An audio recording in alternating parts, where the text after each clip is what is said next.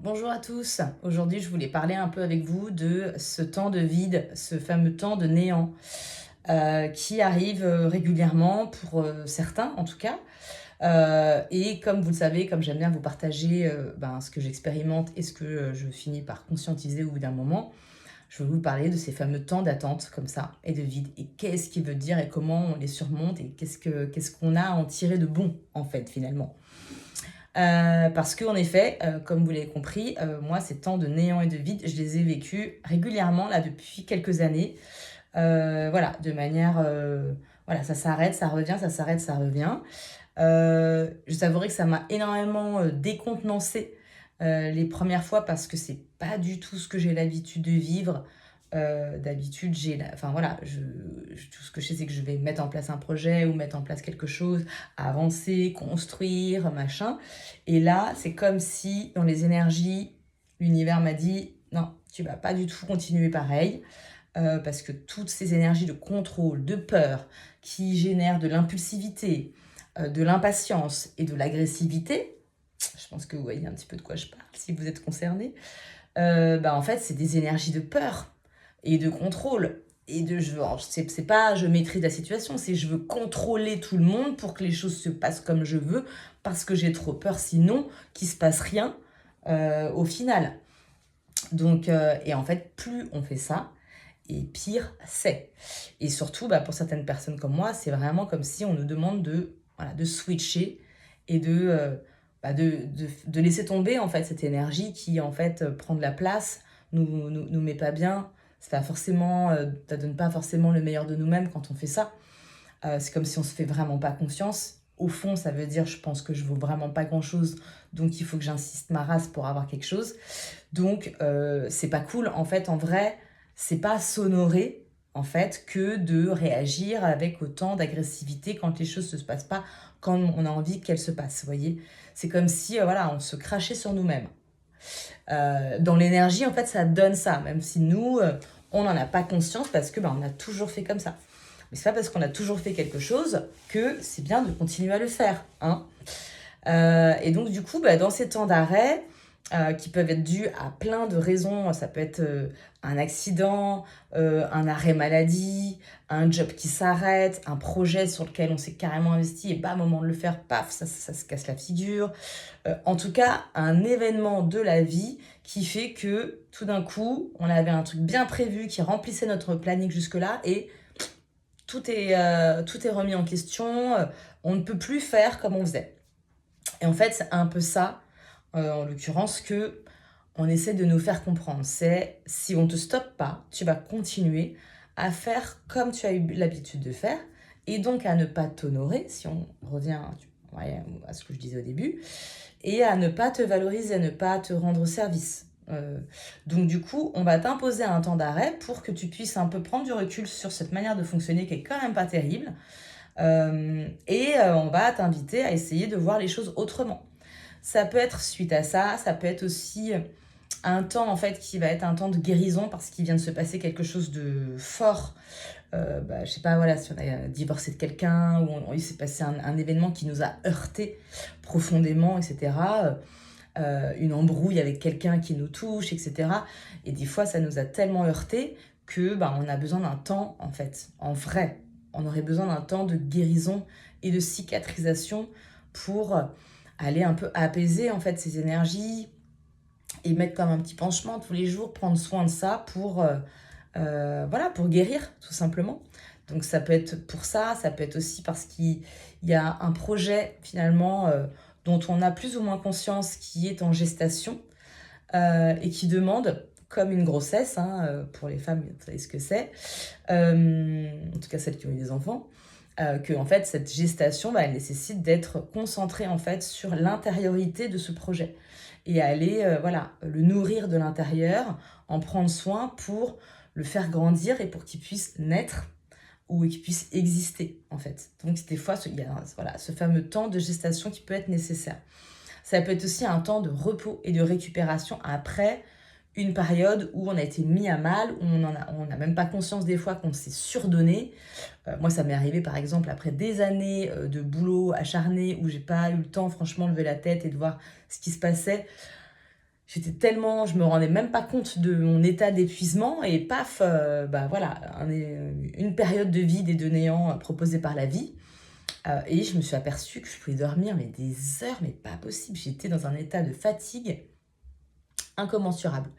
Donc du coup, des fois, voilà, on a ce truc-là où on comprend pas très bien parce qu'on se dit c'est pas possible, j'ai pas fait grand-chose aujourd'hui. C'est pas aujourd'hui, c'est les années donc que tu as passées ou les épreuves que tu viens de traverser, en vrai, si tu regardes bien, franchement, complètement chamboulé.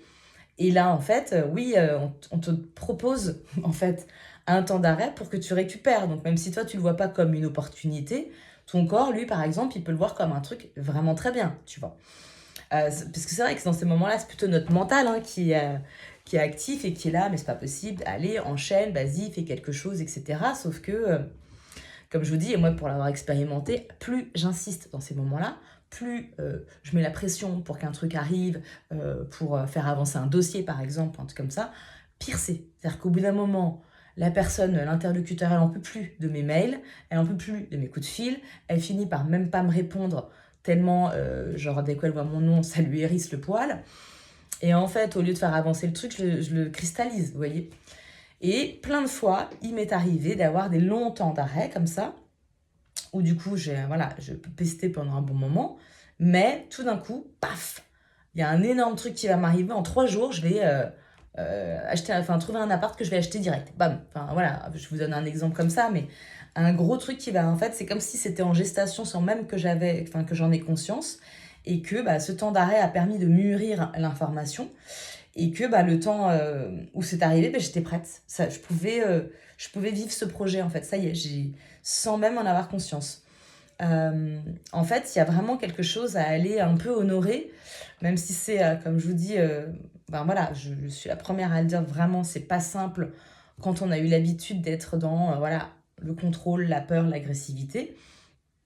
Mais en fait, quelque part, se dire aussi que des fois, on a absolument tout ce qu'il faut pour vivre, en fait, on est très bien, on a la santé, on a un toit sur la tête, on a...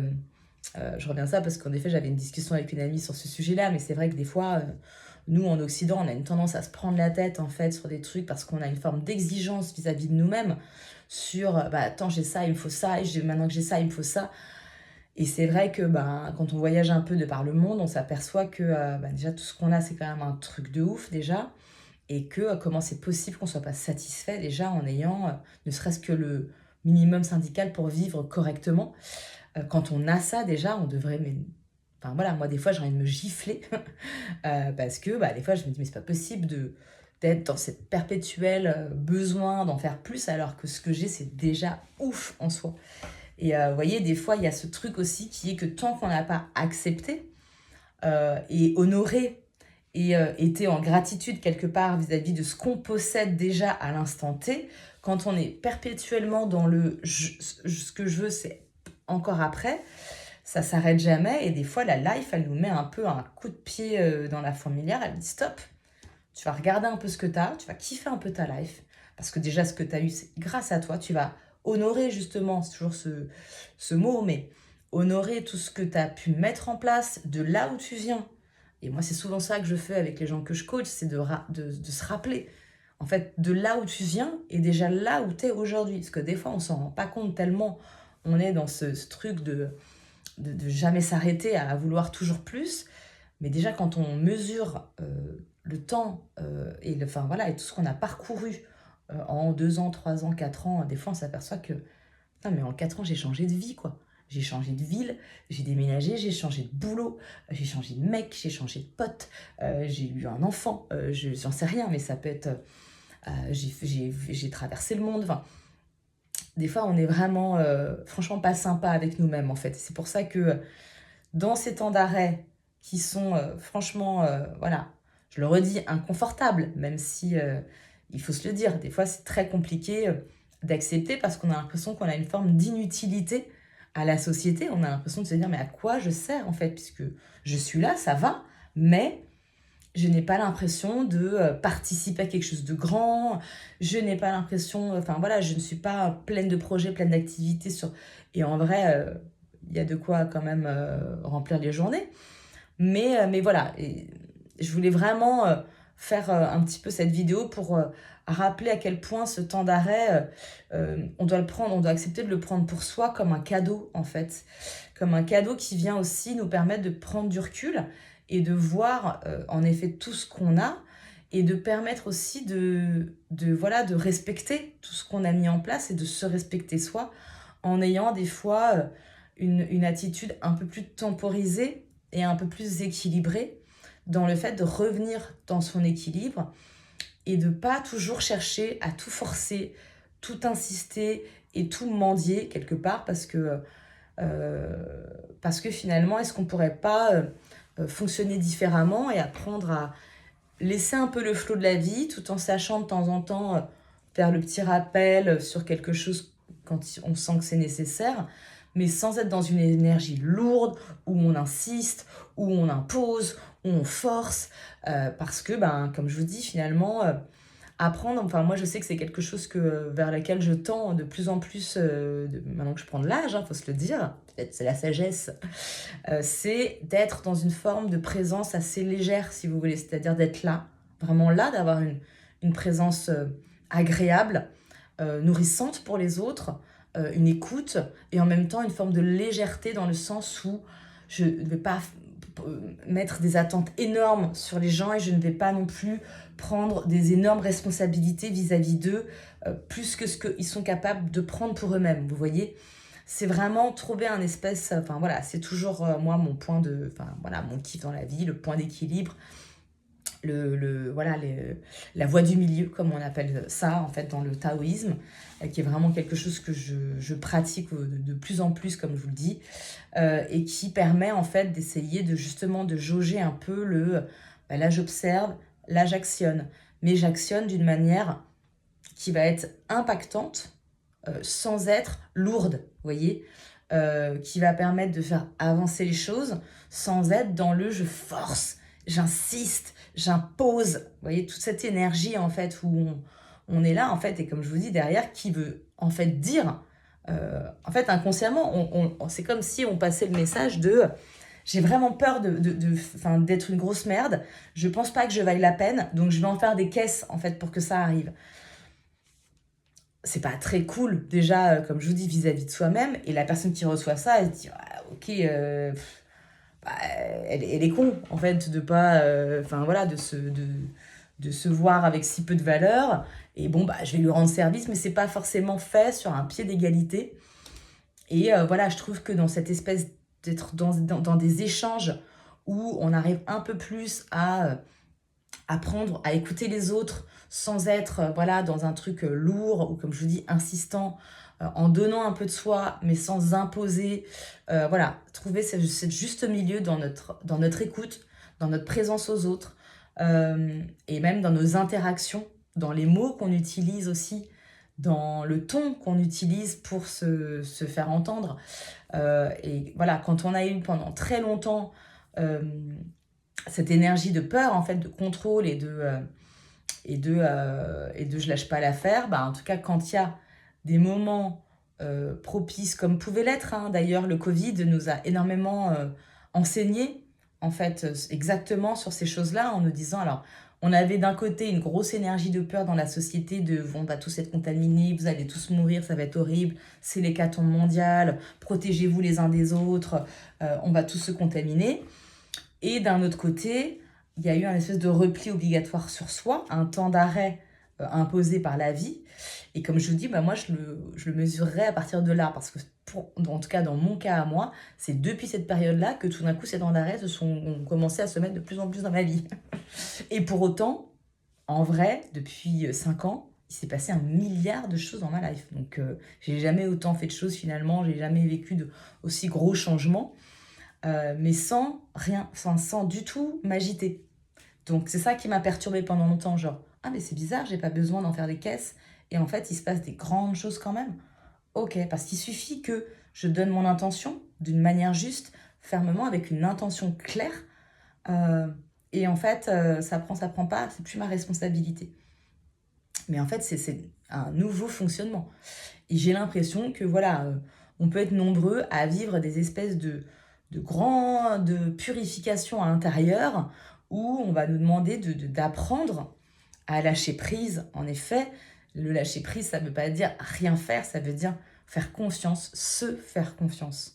Et faire confiance un peu au flot de la vie, en sachant que voilà, de temps en temps, on intervient, on impacte quand c'est nécessaire, mais on n'impose pas, mais on ne force pas, mais on n'insiste pas, on ne domine pas.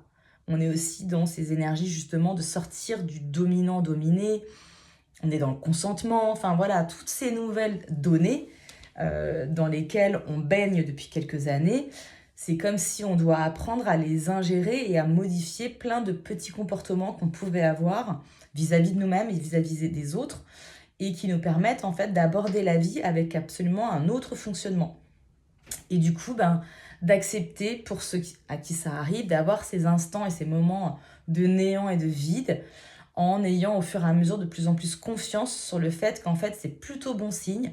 Bon, moi j'ai hâte d'en arriver là, j'ai envie de vous dire, genre quand ces moments de vide arriveront et que je me dirai ah cool, ça veut dire que quelque chose de charmé va arriver derrière. Bon, j'avance hein, mais j'en suis pas encore tout à fait là pour être très honnête avec vous, je vais pas, voilà, on va pas faker. C'est pas encore tout à fait ça, mais on se rapproche tranquillement. En tout cas, je sais enfin voilà, j'ai confiance maintenant de plus en plus sur le fait que ce processus de temps de vide, de cette page blanche en fait, de ce temps d'arrêt, généralement ne s'est jamais soldé par un échec ou un truc horrible. Au contraire, à chaque fois qu'il y a eu ça, il y a eu une grosse amélioration, mais qui est venue, comme je vous dis, d'un coup, ça a décapsulé en fait.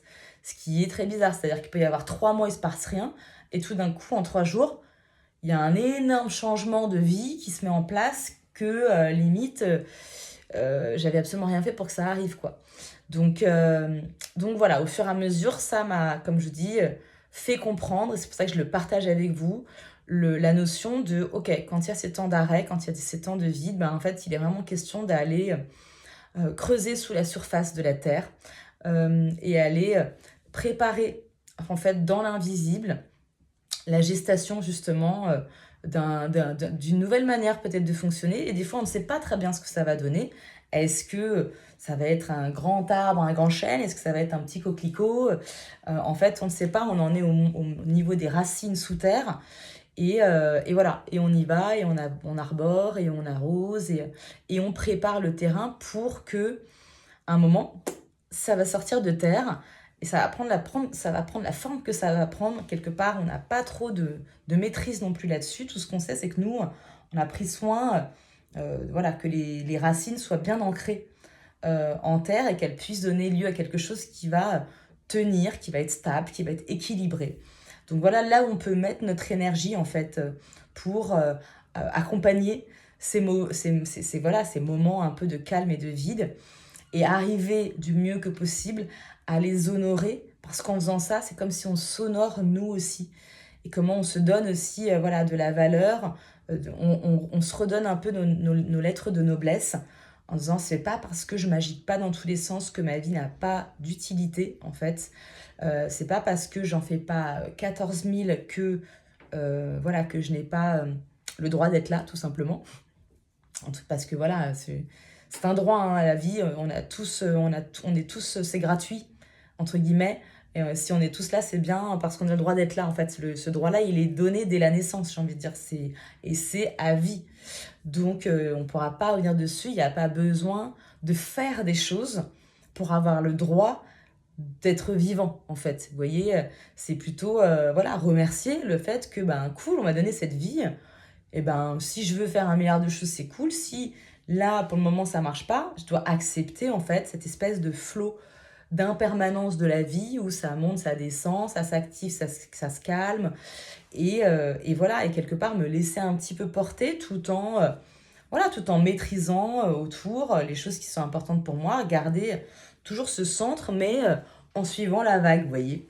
Ce qui est un exercice fort difficile, mais il y avait un bouquin comme ça que j'avais adoré, je vous le ressortirai, où justement, comme un archer qui apprend à maîtriser en fait sa flèche, son arc, et à gérer la cible en fait qu'il y a en face, pour comment il faut être à la fois souple, à la fois avec des intentions claires, pour une forme de flexibilité dans, justement, dans le fait d'atteindre un objectif, quoi.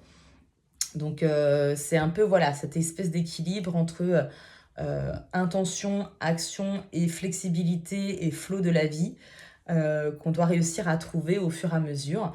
Et que des fois, en effet, des instants de calme et de néant vont nous permettre d'aller creuser des fois une sous-couche en dessous parce qu'on est trop resté en surface, parce que si on va pas en sous-couche, on va refaire comme on a toujours fait. Et que là, l'idée, c'est que la vie nous dit non, non, c'est bon, tu l'as déjà fait 50 fois, ça, on sait que tu sais le faire, toi-même, tu sais que tu sais le faire. Donc, on va t'obliger à arrêter tout ça, à aller chercher un peu de nouvelles techniques, de nouvelles pratiques, comment est-ce que tu peux améliorer telle ou telle situation, élargir le champ des perspectives aussi, presque par obligation, en nous clouant chez nous sans rien faire, quoi. Parce que si on nous agit dans tous les sens, si on nous comble ce vide par des milliards d'activités, etc., on va pas pouvoir rentrer dans cette réflexion profonde qui va faire naître des fois, quelque part, un truc hyper profond qu'on peut avoir en nous aussi, une forme d'unicité, trouver notre talent. Parce que c'est vrai, je vous le rappelle, les temps actuels, et ça va s'accélérer de plus en plus, il est vraiment question d'aller chercher quelque part qu'est-ce qui fait notre unicité, notre authenticité, qu'est-ce que dans mes épreuves de vie, dans mes enseignements de vie, j'ai pu en tirer, qu'est-ce que j'ai traversé en fait, qu'aujourd'hui je peux dire, eh les gars, je peux grave vous aider là-dessus, moi je sais faire. Genre, ma maison elle a brûlé, j'ai vécu un incendie. Je sais trop comment on reconstruit une maison après et comment on gère les assurances, les galères administratives et même comment on se remet émotionnellement. Je sais le faire, donc je vais vous aider en mode coach post-incendie, tu vois. Euh, voilà, c'est un peu aller chercher qu'est-ce qui fait à travers notre histoire, qui on est, ce qu'on a vécu, un peu notre force de frappe en fait. Donc, euh, donc voilà, écoutez, j'espère que tout ça, ça va vous permettre, si ça vous parle en fait, de mettre des mots dessus et de comprendre comment vous pouvez mettre à profit du coup ces temps d'arrêt et de néant, que quelque part en fait, même si sur le papier, même si dans le regard des autres, on a l'impression de passer pour des glandeurs ou pour quelqu'un qui fait rien, etc. C'est peut-être à nous aussi d'aller chercher plus loin que ça, genre, mais est-ce que je dois vraiment m'agiter dans tous les sens pour avoir voilà, pour être respecté? Non, c'est sortir de tous ces conditionnements.